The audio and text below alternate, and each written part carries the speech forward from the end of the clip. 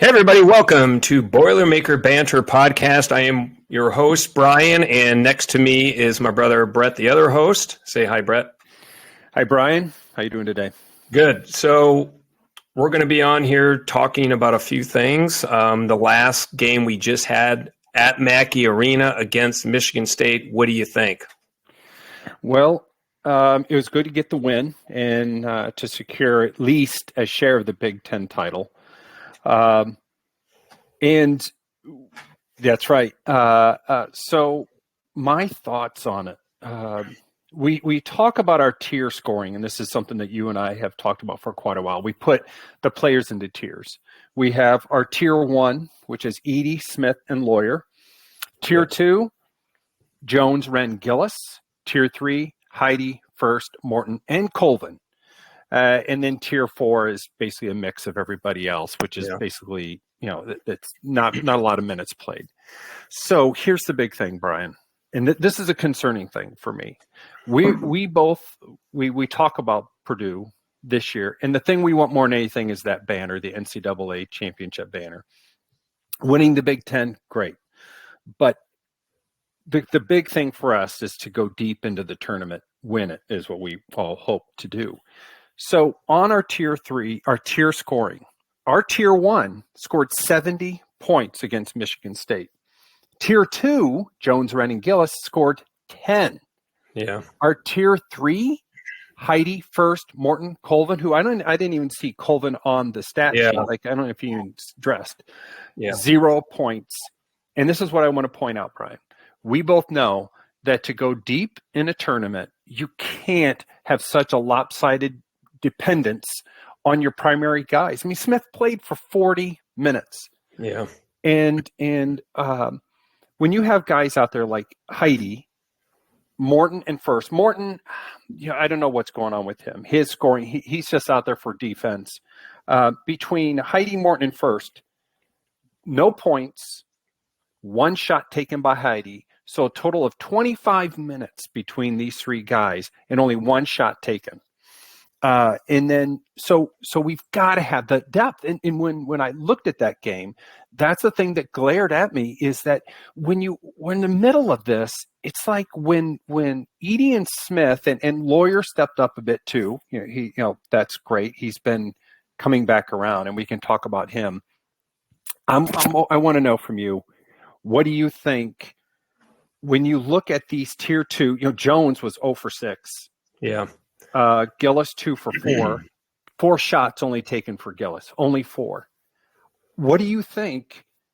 Do you think that a tier 1 hitting 70, tier 2 only 10, that huge amount of scoring that's required by our top 3 guys, what does that look like to you going forward?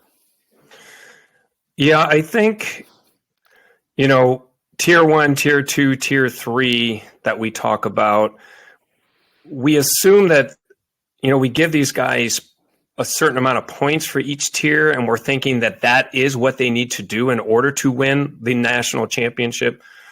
But I wonder if there's more to it than, assigning points to each tier, and maybe our team is based on who is hot that game, and maybe Painter is thinking, okay, if you got 3 guys that are scoring on our team, maybe that's good enough for us to go very far. Edey, Smith, Lawyer had pretty good games. We still won the game. And like you said, everybody else, 10 points for tier 2, and then everybody else after that, 0. That is a little worrisome, but maybe there's more to it than that. Maybe it really just takes 3 guys on our team. Like when we played Arizona, it was Edey, Smith, Lawyer, and all the other critics were saying when those 3 guys show up, no one beats us in the tournament. But having Gillis, having Jones get in an extra 10 to 15 points each, I think we're dominant. No one definitely beats us at all during the tournament. So maybe Gillis didn't shoot because he's thinking, well, Lawyer is starting to look good. Maybe they start to think, golly, these guys on our team are starting to get hot. Let's start giving them the ball. Let's go to Edey, because it looked like most of the game they were looking right at Edey the entire time. And I guess that's probably what the game plan was because Michigan State was, for the most part, fouling him, and he was getting his buckets. And maybe they were assuming by doing that, it's going to open up our three-point shooting, and Smith and Lawyer started to do something. And we did enough to win. Now, is that good enough to beat every other team in the country? I don't know. But I think Michigan State played like a top 4 team in the country. They were preseason number 4, and I think their guards were awesome. They drove, they passed, and we had to defend. And I think for the most part, we did really well on the defensive end of things. So worrisome. I know it's a great question. I think, though, down the road, we will need Gillis and Lawyer and Jones to at least show up somewhat, to get to the Final Four. I think for the first 2 rounds, we might be okay with what we saw against Michigan State. And that's just my opinion. Well, let's talk about Gillis real quick. He is one of our, he comes in off the bench, and in this, he can shoot that ball. I mean, he can shoot the 3. I look at him as being this, like, probably one of the best off the bench players in the country. And he only shot 4 times. Yeah. Why is it? And this is something that we talk about. Why is it that it appears when our tier 1 is so heavily concentrated on them between Smith and Edey, oftentimes it's like the other guys don't get the opportunity, but I've seen it. I saw Gillis have opportunities to shoot and he didn't take it. Yeah. Why wouldn't you think, and this is the thing about we talk about other teams and how Purdue will match up to them. If there's a Gillis on another team playing Purdue, that Gillis on that other team is shooting twice as many shots. They're shooting 10 shots instead of 4. He was 2 for 4. And then in Jones, he was 0 for 6. Jones didn't have a good offensive night, which is fine because we have our tiered scoring and the balance. That's why we put Jones, Wren really didn't have a good game either. But we balance it out. They need to balance each other out and come up with that 15 points a game that they really need, at least 15, to help with that tier 1, just in case we don't get the scoring out of Lawyer or Edey or Smith. So why, I'm trying to help me figure out why we think that someone like Gillis doesn't take more shots, 4 shots all game. Yeah, he was, especially at the end when the game was within 8 points. I remember when the ball was passed from Lawyer to Gillis on the baseline, wide open 3, looks, pumps, passes it back to Lawyer for his 3. He fakes, pumps, passes it back to Gillis. They both went back and forth. They both were wide open, and they were looking. I think they were looking for Edey. They were thinking Edey has 30 points at this time, or 32, whatever it was. Let's go to him. And maybe that was the game plan by Painter, thinking if we go to Edey, we keep Michigan State from having a fast break on a missed 3. We're in the lead. Let's go to the guy that's going to slow up the clock, that's going to get us a basket, at least get us some free throws, and we don't have to worry about Michigan State running, fast breaking, because they were starting to do that with their guards, and their guards are quick like that. So maybe Gillis and Lawyer and the rest of the team, it was in their plan at that moment in the game to let's not take any outside shots unless you're absolutely feeling confident. But if Edey is open, you go to him first. And I wonder if that's what is going on, because they were wide open. A lot of them had wide open 3s and they didn't take it. Brian, and that's the big concern for me to go deep into the tournament is that if we know we don't like talking about it from last year, but what happened last year? They shut Edey down. They triple teamed him and shut him down.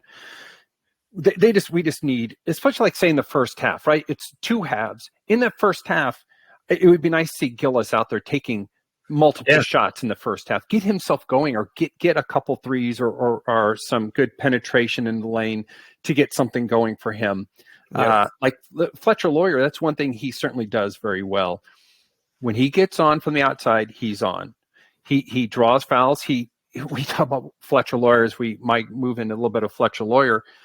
the guy hits the floor so many times. We need to start doing like a Fletcher Lawyer, floor count. How many times that guy hits the floor? And I'm afraid that he's drawing fouls. He's doing a good job drawing fouls. I just don't want him to get injured. Let me ask you this. We move on as we continue to talk this through. The next notes from that game that I have for you, Zach Edey. Let's talk about Zach real quick. Because this is going to lead into the next game against Illinois. He continues to put that ball on the floor. Yep. He's double and triple teamed, and he's putting it on the floor. He has gotten that ball taken from him multiple occasions and I understand, right, when he can get into that lane and go up, has such a high level of efficiency. Yep. Sure, I can see that, but my gosh, Brian, what do you see in Zach when he's out there? I understand because he gets that ball kicked out, right? He can pass it out. And we've seen it, but there are many times that he's putting that ball on the floor and he negates his size and strength and ability. Yeah, I think what is going on, I was just thinking about this the other day. I think he puts the ball on the floor because the defense is starting to push him out from the basket. They say, keep Edey away from the basket. So what does Edey do? How does he compensate for that? Well, in order to get closer to the basket, I've got to put the ball one dribble on the ground so I can turn and get to the hoop. I think that's what Purdue is working with him in practice. If it's anywhere clear path for you, when you get the ball, you put the ball down, take your drop step towards the basket to make a layup or a dunk. If he's 8 feet away from the basket, right? It's hard for him to turn 8 feet away without a dribble and make that shot. He should be able to, and I think he can make it. But I think he's been working on, I need to get closer to the basket. They're pushing me away. I'm going to dribble around one dribble, two dribbles, get to the hoop. I think they've been working on that. I think he does look a lot better than he used to, but it is worrisome when he does do that all those guys are swarming down on him and they're trying to slap that ball away. And it has worked a few times, but there's been a lot of times where that dribble has helped him, I think, in a basket that last year or 10, 15 games ago, he wasn't doing. So I think it's a positive thing just for the fact, like I said, the defense is pushing him away from the basket. I think that's how they practice for Zach Edey. Get him away, let him put the ball down. We'll try to swarm and slap that ball away. And sometimes it works, but I think most of the time he's been doing fairly well with it. But what do you do when you're getting pushed out from the basket and there's no foul call at that point? He's got to make a move somehow, right? Well, yeah, and it kind of comes also back to just making sure, and he's done a better job this year of passing that ball out when he's triple teamed. Getting Gillis, right? And we come back to taking more shots. But let me ask you this, a little bit of a follow-up to that. Zach Edey in fouls, how many times when Zach Edey tries to do that, he tries to dribble in, and the ball gets swatted away.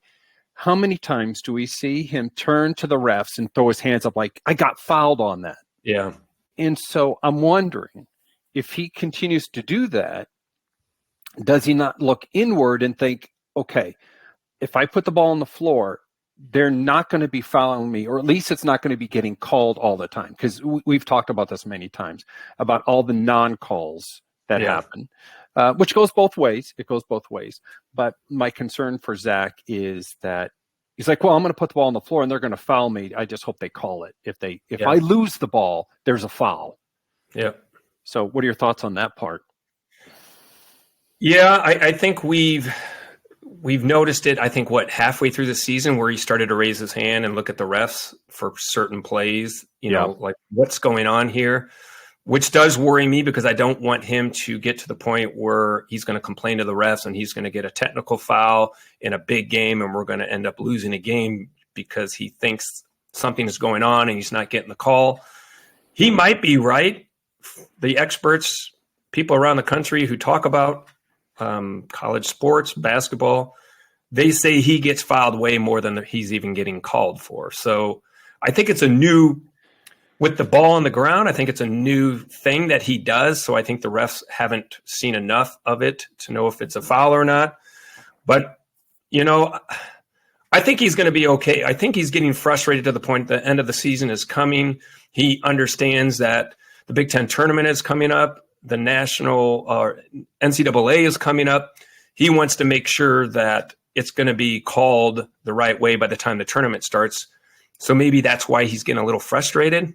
This is things I'm going to be doing from here on out. You better start calling it if he really is getting fouled. Yeah, I don't.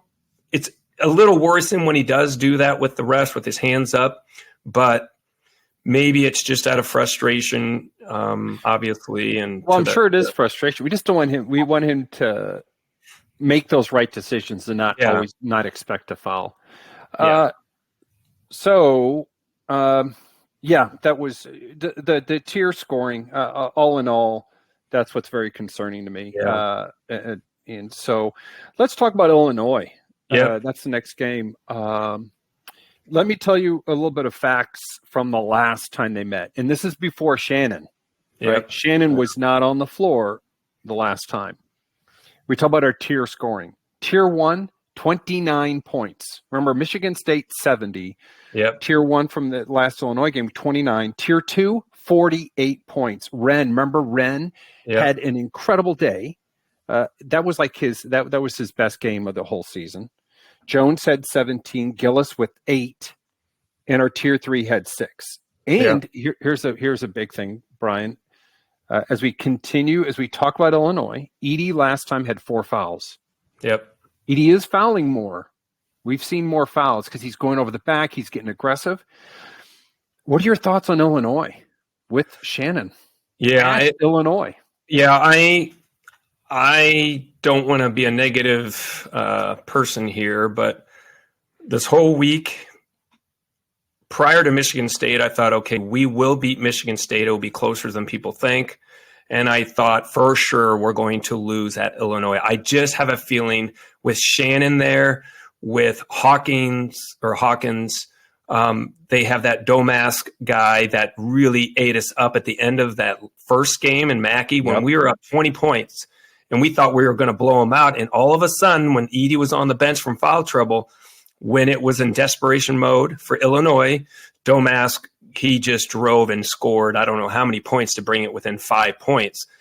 I don't know how we're going to match up with him. I don't know how anybody's going to match up with Shannon. Illinois is the number 2 offensive team in the country right now, but they're not very good on defense. So I think we have to outscore them. We have to get offensive rebounds. We need to keep Illinois from running the ball because Shannon will rebound and drive all the way down, and I don't think we stop them when they do that. I don't know who plays those guys. I think Hawkins and Edey will go against each other, and I think Edey, for the most part, has done well. But who does go against Shannon and Domask? I don't know. He's 6'6". Shannon is. Gillis or Morton, he's 6'7", just to slow him up so he doesn't get 25 plus points. But I think if you keep Shannon under 20 and you keep Domask under 15, I think we're in really good shape. But again, I don't know how that's going to happen. The crowd is going to be crazy, right? They're going to be all over Purdue. They're very dramatic. Shannon and Hawkins are very, very dramatic players. He'll go at the refs the whole game. And I think it's just going to be a tough venue for Purdue to go in there. If Purdue goes in there and plays their game, tier 1 and tier 2 show up, we beat them by double digits. I truly believe that. But is it going to happen? I don't know. I think it's going to come down to more of how our defense goes against Shannon and Domask more than anything. If we can slow those guys up, I think we have a great shot of winning, and I think we win by double digits. But I just have a feeling that it's going to be a letdown game for Purdue. It's just a no-win situation in Illinois. We beat them already. The crowd's going to be in it. Those guys are going to be in it. They know it's a Big Ten championship possibility to share with us. But we're going to have tier 1, tier 2 guys show up tonight. And I don't know who's going to be the X factor, but maybe Gillis, maybe Heidi in there, right? I agree with you on all these points. It's that stretch 4. Hawkins will draw Edey out of the lane. that's one of the big things is Edey gets drawn out of lane, and then boom, they get these back doors. So yeah, the rebounding, turnovers is going to be key, and involving everyone's got to get involved. Yep. I see Gillis needing to have more touches, more shots. Fletcher Lawyer, I hope he's continuing, that he's coming out of this slump. He's had quite a slump.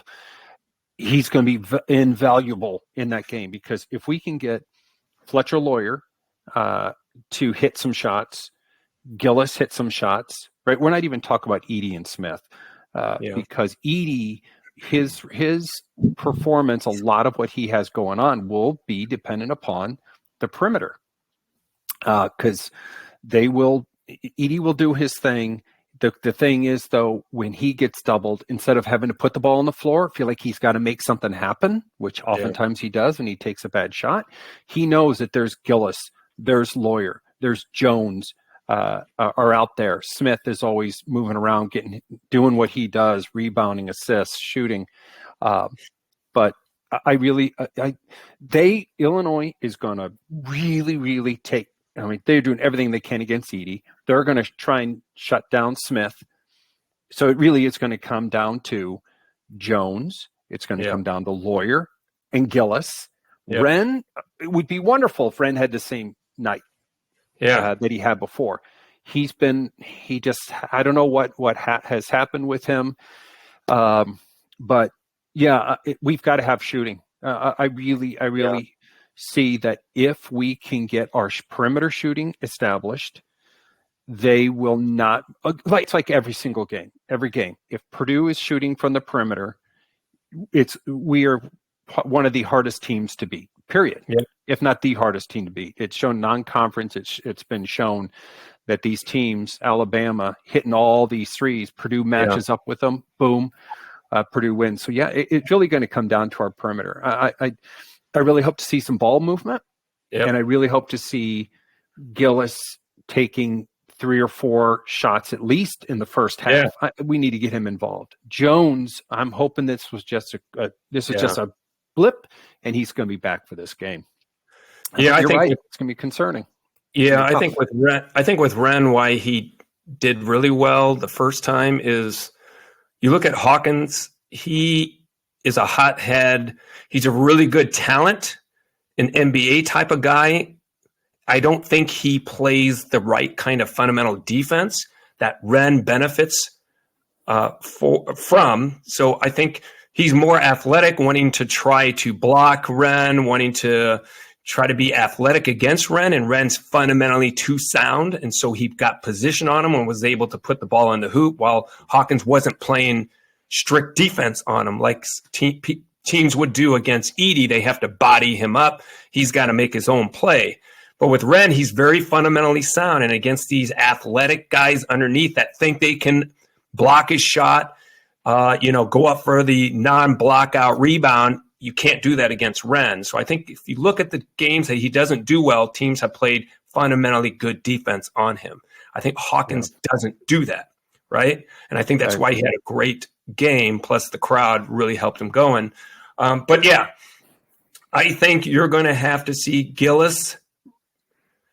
Lawyer needs to step up from the outside, and I think Jones needs to help with the press, bring the ball up the court. They just can't turn it over, and I think they really need to get rebounds. Hopefully Painter is talking to those guys about let's box out tonight, because Illinois is number 2 in rebounds behind Purdue. Yeah. So they're both very good offenses, very good rebounding teams, but Purdue is a better defensive team. So you stop them on the boards, you get them in foul trouble, we should be okay. But again, I think it's just going to be a little too much, but I'm hoping I'm wrong. Yeah, I hope you're wrong as well. It's certainly going to be a tough game. It's going to be who shows up on our tier 2. We talk about tier 1. Lawyer, I think Lawyer's going to success depends how things look early on. If we have success early in the first half or through the first half and it's close, a big thing is drawing those fouls. We are going to go into Edie quite a bit.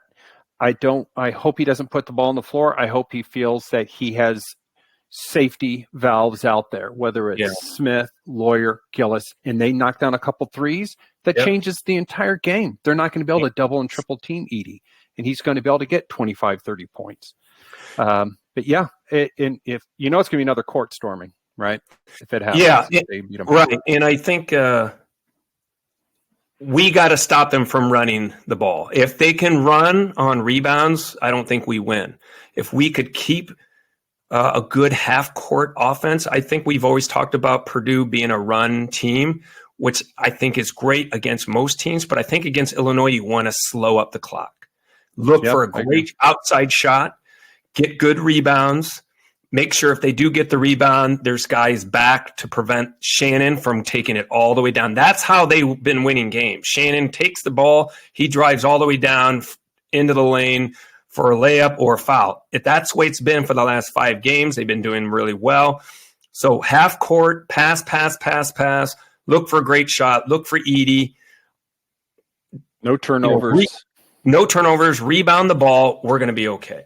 I really believe it comes down to that. Don't let them score 80 points tonight, right? I think the first team to 80 wins this game, not 90, not 100.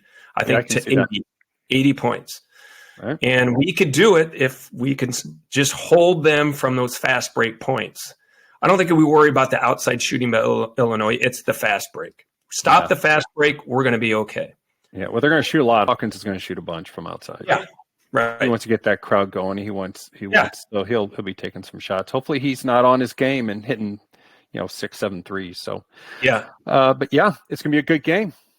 Yeah. So I got a little question. I've got a comment. So just to let everybody know that we're going to take comments. We're going to look at one of the comments that you people have for us, and we will talk about one of those comments on our next podcast. But one I just received earlier, we'll answer it really quickly. And then we'll look forward to the next comment for the next podcast. Okay. This person asked, does Purdue need Fletcher Lawyer for a Final Four run? What do you think? Real quick. Yes. They need him. Yeah. They have to have Fletcher Lawyer. He has to show up. He can't go in with 3 points. And he's part of the tier 1 scoring. He is a critical and vital part of this team. So how far can we go without Fletcher showing up? Oh my gosh, that tier 1. I mean, they're going to be tier 1 deep in the tournament. They're going to have to get at least from tier 1 at least 60. Because if our tier 2 doesn't show up, so if tier 1 we need at least 60, that's 30 for Edie, 30 for Smith. If Lawyer's not there, there's no way that Smith is going to score 30. So it'll be maybe 25. That's 45. Say 25 for Edie. 20 for Smith, that's 45. Then that means that carries over that 60 points plus. The other 15 is going to carry down to our tier 2. And so they're going to have to score 30. Yeah, I think definitely need Fletcher to get the Final Four without a doubt. How far can we go without Fletcher this year? I think we could get to the Sweet 16 playing the way we played the last few games, right? And it all comes down to matchups anyway, right? It's hardly ever the greatest team or the best team that year that wins the national championship. It's matchups and having good luck with upsets along the way. But with that said, I think we can get to the Sweet 16. I think we're good enough. I think the guys are hungry enough. I think Edie and Smith are better and they understand their role. And I think Jones understands how important it is to do this. So I think with the talent that we do have, we will ourselves to a Sweet 16. But now to get to the Elite 8, we're going to have to start seeing Smith, Lawyer, and Edie to get to an Elite 8. Then to get to the Final Four, we're going to need Edie, Smith, Lawyer, and maybe an extra guy, Jones or Gillis, showing up with a double-digit type of game, right? Yeah. You know, they're going. I think it's necessary. To go any further than Sweet 16, it's going to be multiple guys in double digits. Yeah, exactly. Gillis. So yes, Yes, Lawyer. we do need him. Yep, we do need Fletcher if we want to go to the Final Four and to win a national championship. If we can get Edie, Smith, and Lawyer on fire. Honestly, I think if you have Edie, Smith, and Lawyer on fire, like we did against Arizona, I don't think anybody beats us the rest of the year. If those three guys go off for 30, 20, 20, right? That's 70 points right there. That's 70 points. You just asked 10 to 20 more points from everybody else on the team to win a national championship. When you're at that point, I think Purdue gets it done. So we could say three of those guys, tier one guys, if they play their game, no one beats us. I totally believe that. But if we have extra guys showing up, that's just going to be extra bonus. But Fletcher needs to show up. We can't get past that Sweet 16 if he doesn't. I don't think we do. So yeah, it puts a lot of burden on these other guys for sure. Yeah. So please comment if you have a question you want us to ask for the next podcast. We'll try to answer it for you. But that was a very good question. It's something that we always ask ourselves. What does it take to get to a Final Four and beyond? And that's a great question. So, Brett, anything else? No, just looking forward to a good game against Illinois. I really I'm rooting for our Boilermakers. They can certainly do it. It's going to be tough, but Purdue can do it. They are a better team. They are a better team. Yeah, and just lastly, even if we lose this game, we're not going to get blown out. It's not in the long run going to hurt Purdue's chances in the NCAA tournament. Again, as true Purdue fans, I know Purdue fans around the world, around the country, whatever, we really want to see a Final Four run in a national championship. We've only lost 3 games. We lose tonight, that's 4 games. We've already won the Big Ten championship. We have to play a home game against Wisconsin. We beat them. We win it outright. We're still going to be a number 1 seed. It doesn't change anything. It's just being a fan. You want to see them try to beat Illinois. It would be so great to see that. But either way, contributions, seeing what it is, the expectation, see more participation from our tier 2 and tier 3 players, because that's preparing them for that tournament run. So you go to Illinois and you find a way to beat these guys, you can run the table in the NCAA tournament, because you're not going to find anybody tougher than Illinois at home with the talent that they have.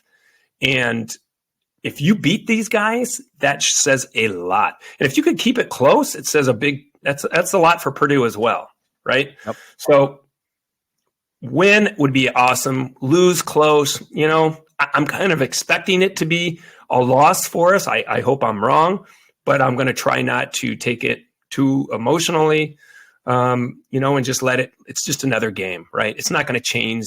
It's not going to change the Big Ten seeding in the tournament. It's not going to change our seeding in the NCAA tournament, like I said. And these guys have a mission. Their goal right now is not necessarily to beat Illinois at Illinois. It's more, let's win the Big Ten tournament now, and let's go on and win a national championship. So, yep, I agree. Either way, whatever happens, doesn't matter. Yep. All right. All right, everybody. This is Boilermaker Banter. This is Brian and Brett. If there's any other questions, Brett, do you have anything you want to talk about before we sign off? Boiler up. All right. Boiler up. Good luck tonight against Illinois, and we will see you guys next time. See you later. Bye, everybody.